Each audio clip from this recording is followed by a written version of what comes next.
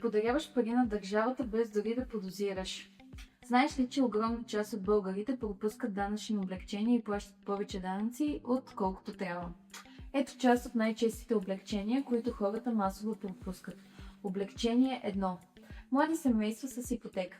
Ако единият от вас е под 35 години и имате ипотека за първо жилище, може да приспаднете част от лихвите от данъка си. Много хора не знаят това и плащат пълния данък.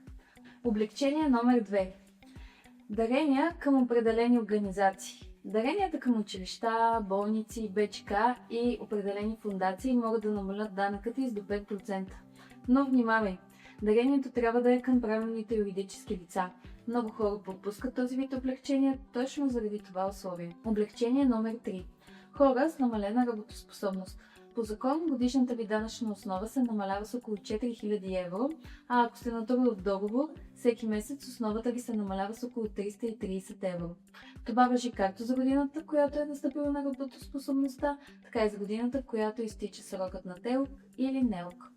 Много хора изобщо не знаят за тези права, а реално плащат по-високи данъци, отколкото трябва. Не подарявай пари на държавата. Използвай правата си. Последвай ни за още полезни видеа.